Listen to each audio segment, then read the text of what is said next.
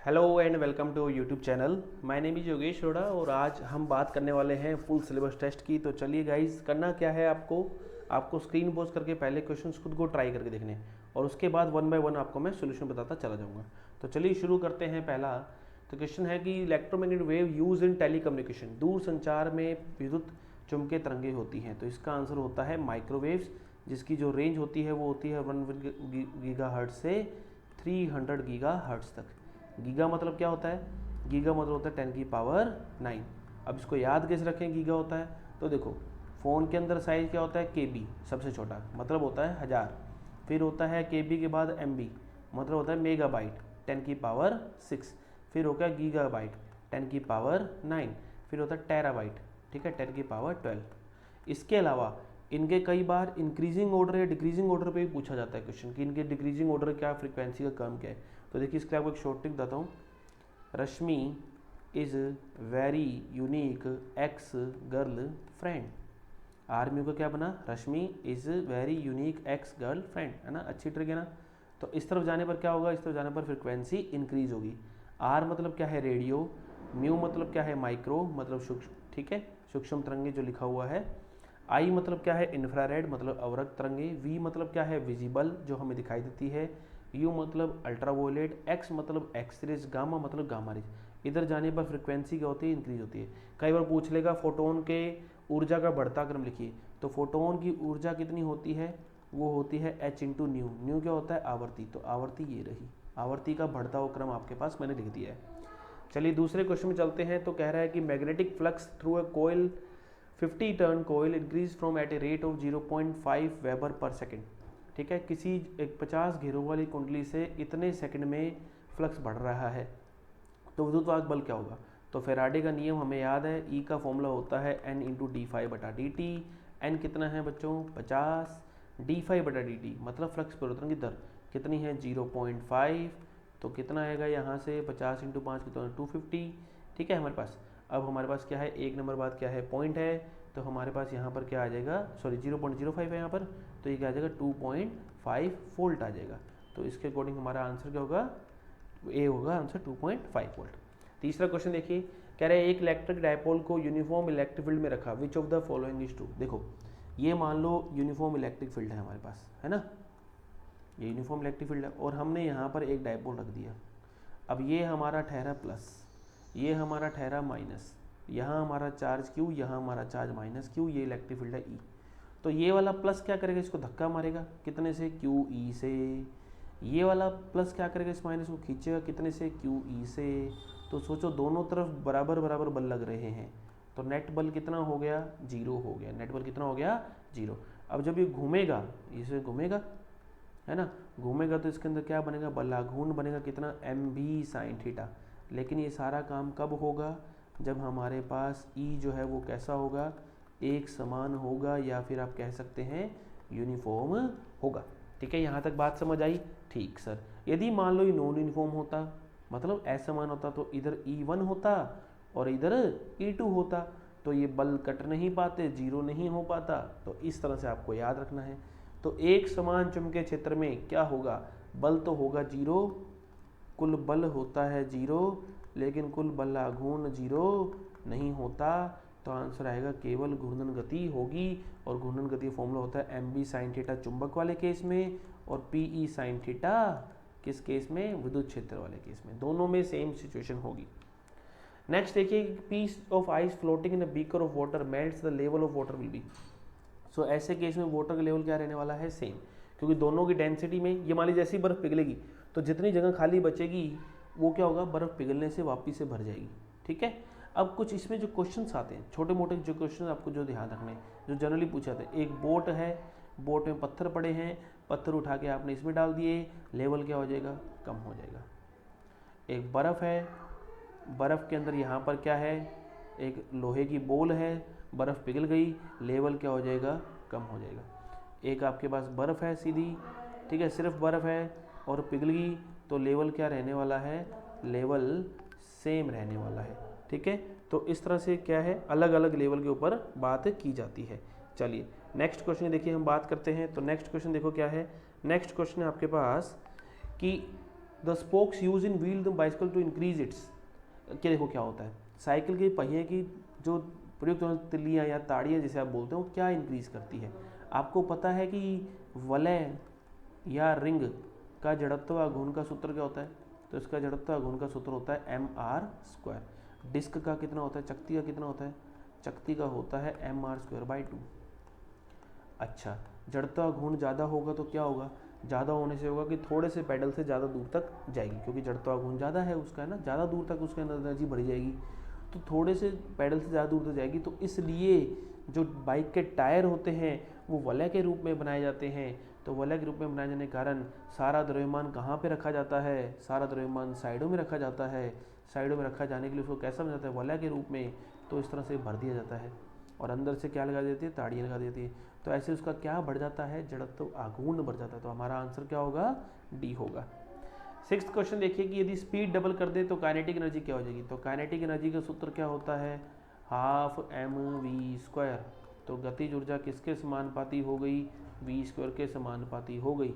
तो v को करा है डबल, तो 2 का स्क्वायर कितना होगा, 4। देखो डबल करा है, 2 का स्क्वायर कितना होगा, 4। डायरेक्ट यहाँ से उठाइए, आंसर आ जाएगा 4 गुना। यदि आपको लगता नहीं सर मुझे तो मैं ऐसे नहीं, मैं तो ऐसे करूँगा, ऐसे कर लो भैया, कोई इशू नहीं है, दोनों में से आप जैसा मर्जी कर लो, आंसर सेम आने वाला है। ठीक है। नेक्स्ट क्या है, a person presses the earth least when. अब जो एक व्यक्ति पृथ्वी को सबसे कम कब दबाता है, तो दाब का सूत्र क्या होता है, F/A। एरिया यदि ज़्यादा होगा तो प्रेशर क्या होगा, कम होगा। अब वो जब पैदल चल रहा है तो उसके पैरों का एरिया क्या है, कम है, तो प्रेशर ज़्यादा है। लेकिन जब वो लेट गया, लेटने के बाद क्या होगा, उसका एरिया सबसे ज़्यादा है ना, सबसे ज़्यादा है। और जब सबसे ज़्यादा एरिया होगा तो ऐसे में प्रेशर क्या होगा, कम हो जाएगा। आंसर आ जाएगा इसका सी। नेक्स्ट आता है, माना एक कार स्ट्रेट रोड पर इतनी स्पीड से 100 मीटर पर सेकंड स्पीड से चल रही है। What is the distance of car in which it can be stopped is. मतलब किस दूरी पर कार को रोका जा सकता है। अब देखो इसके फॉर्मूले बनाते हैं, किस दूरी पर भी और किस समय पे भी, दोनों निकालते हैं। v² बराबर क्या होता है, u² + 2as। v हो गया 0, u हो गया u -2as। तो s बराबर क्या हो गया, u²/2a हो गया। माइनस क्यों लगाया, क्योंकि मंदन हो रहा है, ये आ गया। अब घर्षण के कारण बल कितना लगेगा, तो देखो घर्षण के कारण बल नीचे की तरफ कितना है, mg है, ऊपर की तरफ कितना है, n है। तो घर्षण के कारण बल कितना लगेगा, μn। ये घर्षण के कारण बल है, हमें घर्षण के कारण त्वरण निकालना है। तो त्वरण कितना होगा, Fs/m, μmg/m। a से a कट जाएगा, तो त्वरण कितना लगेगा या मंदन कितना लगेगा, μ×g। इसको डायरेक्ट याद रखें। तो s बराबर क्या आएगा, u²/2μg। लो जी, जिसको फॉर्मूला चाहिए डायरेक्ट, वो फॉर्मूला ये है। कोई कहे कितने समय में रुकेगा, लो भैया समय भी निकाल लेते हैं। v बराबर क्या होता है, u + at होता है, हाँ सर होता है सर। v कितना है 0, u माइनस क्यों लगाया, मंदन हो रहा है। a कितना है μg × t, तो t कितना आ जाएगा, u/μ × g। लो जी, इतने समय में रुक जाएगा। अब हमारा क्वेश्चन है कितनी दूरी में रुकेगा। सो u², u कितना है बेटा 100, तो 100 × 100 बटे 2, म्यू कितना है 0.5, ठीक है, और जी कितना है 10, ठीक। तो 0.5 × 2 हो गया 1, तो ये तो हटा दो और ये कट जाएगा यहाँ से, तो कितना आ जाएगा 1000 मीटर। तो हमारा आंसर क्या आएगा, डी आ जाएगा। नेक्स्ट आता है, एक बल पे, एक पिंड पर इतना बल कार्य कर रहा है 350 न्यूटन और उसका द्रव्यमान है इतना। तो कह रहा है कि त्वरण कितना होगा।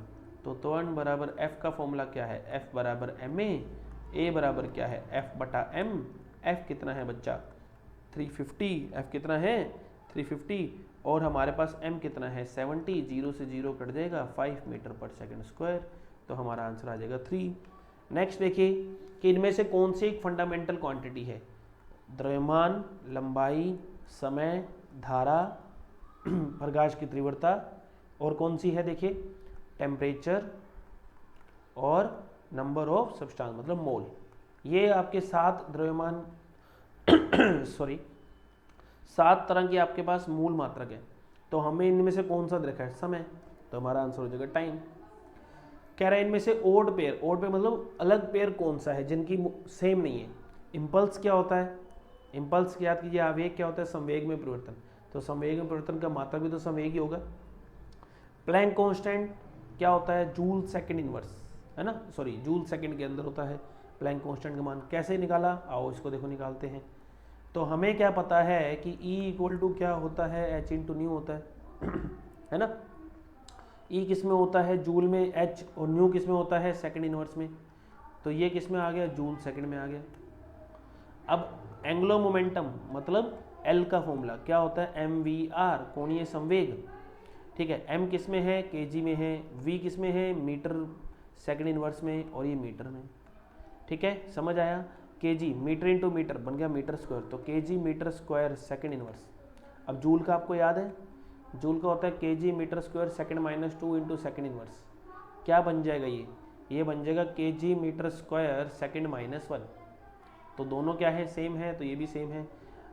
ऊर्जा और कार्य ये तो पता ही हमें सेम है, तो बल और शक्ति ये हमारे पास आंसर आ जाएगा। नेक्स्ट क्या है, क्यूरी का नियम। क्यूरी का नियम किसके लिए वैलिड है, पैरामैग्नेटिक के लिए। क्यूरी वाइस का नियम किसके लिए वैलिड है, फेरोमैग्नेटिक के लिए। जेनर डायोड को किस तरह यूज किया जाता है, वोल्टेज रेगुलेटर की तरह। जेनर डायोड का सिंबल कैसे है, देखो सिंबल आपको बताता हूँ। ये नॉर्मल डायोड का सिंबल है। जेनर की स्पेलिंग कहाँ से स्टार्ट है, जेड से, जेड बना दो भाई। अब कई बुक्स में ऐसा लिखा हुआ मिलता है, ये भी सही है वो भी सही, मिरर इमेज है एक दूसरे की और कुछ नहीं। एलईडी बनानी है, एलईडी लाइट फेंकती है, लो जी लाइट फेंक दो बाहर, ठीक है। फोटो डायोड बनाना है, तो ये क्या है हमारे पास, लाइट आएगी, लो जी लाइट आ रही है। इस तरह से आपके सारे सिंबल बनते चले जाते हैं। नेक्स्ट तो देखिए अब नेक्स्ट क्वेश्चन करते हैं। एक पर्सन कैन नोट सी, यहाँ पे नोट है देखिए, see objects located at a distance greater than 40 centimetre, he advise to use the lens of power. एक व्यक्ति 40 सेंटीमीटर से अधिक दूरी पर वस्तुओं को नहीं देख सकता, तो उसे सलाह दी जाती है कि किस लेंस का उपयोग करें। सो देखिए ऐसे के अंदर आपको क्या करना है, किसी भी तरह का कोई फॉर्मूला याद करने की जरूरत नहीं है। तो आपको लेंस फॉर्मूला याद है, 1/v equal to 1/v minus 1/v equal to 1/f। अब यहाँ v क्या है, v कहाँ है, जहाँ तक वह व्यक्ति देख सकता है, जहाँ तक वह देख सकता है। और u क्या है, जहाँ पर वह देखना चाहता है।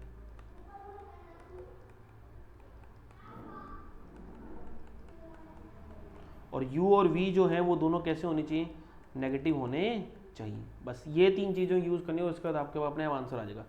अब देखो इसमें ये तो बताया नहीं कि कहाँ देखना चाहता है, तो ये तो पक्का है कि 40 सेंटीमीटर में नहीं देख सकता, मतलब उसे दूरी तो देखना है। तो v को तो रख दो क्या, जहाँ पर वह देख सकता है। तो कहाँ पर देख सकता है, 40 पर, तो इसको तो रख दो -40, माइनस u को रख दो माइनस अनंत, और f हमें निकालना है। तो f हमारे पास क्या आ जाएगा, f हमारे पास आ जाएगा -40 सेंटीमीटर, ठीक है। लेकिन हमें तो पावर निकालनी है, तो पावर क्या होता है 100/f। जब f सेंटीमीटर में होता है तो 100/f यूज़ करिए। तो 100/40, तो कितना आ जाएगा, -2.5 डायोप्टर। तो हमारा आंसर होगा ऑप्शन नंबर सी। नेक्स्ट है कि क्या है कि इनमें से कौन से सेल जो है सैटेलाइट पे यूज़ किए जाते हैं, तो उसे सोलर सेल डायरेक्टली आप याद रखिए। नेक्स्ट है पी टाइप के अंदर मेन करंट किसके कारण से होता है, होल्स के कारण। देखो पी मैंने पॉजिटिव, पॉजिटिव किस पे होता है, होल्स पे। एन टाइप होता तो एन मैंने नेगेटिव, तो नेगेटिव किस पे होता है, इलेक्ट्रॉन्स पे। तो आप इस तरह से याद रख सकते हैं, ठीक है। नेक्स्ट आता है स्टीफन्स लॉ के अकॉर्डिंग जो एनर्जी है radiate per second is directly proportional to. So Stefan's law क्या कहता है कि energy per unit area per unit time प्रति क्षेत्रफल प्रति सेकंड में निकली गई ऊष्मा किसके समानुपाती होती है, टेम्परेचर की घात 4 के समानुपाती होती है, ठीक है। और इसी तरह से वीन्स का विस्थापन का नियम है, उसमें क्या आता है 1/T आता है। तो ये दोनों आप याद रखिएगा। सेल्फ इंडक्टेंस की यूनिट क्या होती है, हेनरी होती है, ठीक है। ओम पर मीटर किसकी होती है, प्रतिरोधकता की होती है, ठीक है। टेस्ला किसकी होती है, चुंबकीय क्षेत्र की होती है, मैग्नेटिक फील्ड की होती है। डिबाई किसकी होती है, डिबाई होती है हमारे पास द्विध्रुव आघूर्ण की होती है। तो इस तरह से आपको यूनिट्स ये याद रखनी है मात्रक। हमारा आंसर इसमें क्या होगा, हेनरी होगा। नेक्स्ट आता है दो स्वर जब है अनुनाद में कब कहे जाएंगे। अनुनाद कब होता है, अनुनाद होता है जब दोनों उसके क्या कर रहे हो, समान आवर्ती कर रहे हों, तो ये होता है अनुनाद। और इस स्थिति में जो आयाम होता है वो कैसा होता है, मैक्सिमम होता है। तो हमारे पास क्या आएगा, आंसर नंबर बी, और ये आंसर आएगा। नेक्स्ट आता है degree of freedom monoatomic. Monoatomic मतलब एकल परमाणु।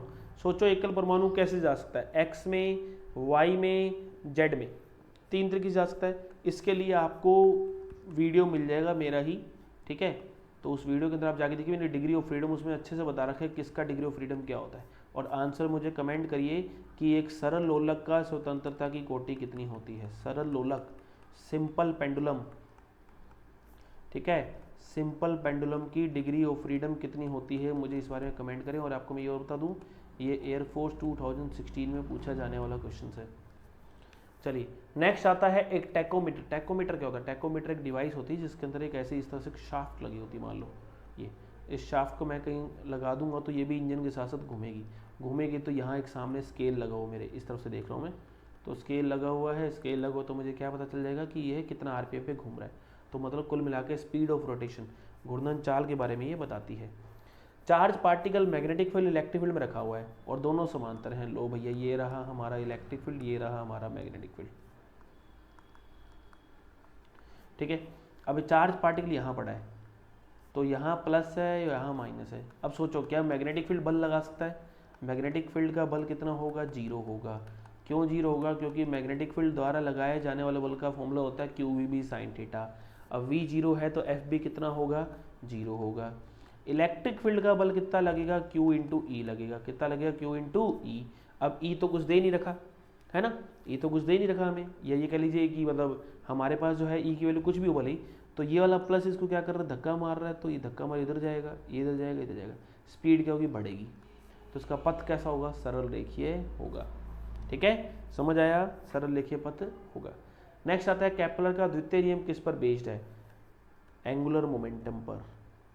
द्वितीय नियम का दूसरा नाम क्या है? क्षेत्रफल का नियम। द्वितीय नियम दूसरा नाम क्या है? क्षेत्रफल का नियम। तो इसका आप ध्यान रखें कि द्वितीय नियम किस पर बेस्ड है? कोणीय संवेग के संरक्षण पर नियत है, सॉरी जो है आधारित है। नेक्स्ट आता है गैल्वोमीटर को किस में लगाया जाता है? गैल्वोमीटर को लगाया जाता है श्रेणी क्रम में। गैल्वोमीटर को एमीटर में बदलने के लिए क्या करेंगे? गैल्वोमीटर को एमीटर में बदलने के लिए एक निम्न प्रतिरोध लगाएंगे। कहाँ पर? सोच के बताना मेरे को, ठीक है। निम्न प्रतिरोध कहाँ लगाएंगे? लोअर रेजिस्टेंस कहाँ लगाएंगे? उसका नाम क्या होगा? और वोल्ट मीटर में बदलने के लिए कहाँ क्या करेंगे ये आपको बताना। दोनों के जवाब आपको कमेंट सेक्शन में देने हैं। जी हाइट पर हमारे आर हाइट पर हमारे पास जी का मान क्या होगा? देखिए अब जी के दो फॉर्मूले हैं। कितना? एक तो होता है G upon 1 plus H upon R square, और एक है G into 1 minus 2 H upon R. अभी कौन सा यूज़ करें ये बड़ी प्रॉब्लम है, कई बच्चों को होती है। तो जब तक एच 500 किलोमीटर से कम है, ठीक है, आप 600 ले तो लगभग इससे कम है, तब तक तो आपको ये, और 500 से ज़्यादा तो इसको में ये यूज़ करना है। और उल्टा चलें, जब जी में एक 10% तक चेंज दे रखा हो तब तो ये वाला, और जब 10 से ज़्यादा हो तब ये वाला, ठीक है, रहेगा ध्यान। जब से बोलो जी 25% कम हो रहा है तो आपको ये यूज़ करना है। जी 5% कम हो रहा है तो ये यूज़ करना है। दोनों में अंतर है। तो जी डैश बराबर जी की जगह जी पड़ा रहने दीजिए, 1 प्लस एच कितना है? आर। देखो अब इस बार एच आर के बराबर है, अपॉन आर का स्क्वायर क्या आ जाएगा? G/4। तो आंसर आ जाएगा G/4, ठीक है। सो ये था हमारा आज का सेशन। होप आपको सेशन अच्छा लगा होगा। सो चैनल को शेयर करते दीजिए, सब्सक्राइब कर दीजिए। Thank you, have a nice day. जय हिंद, जय भारत।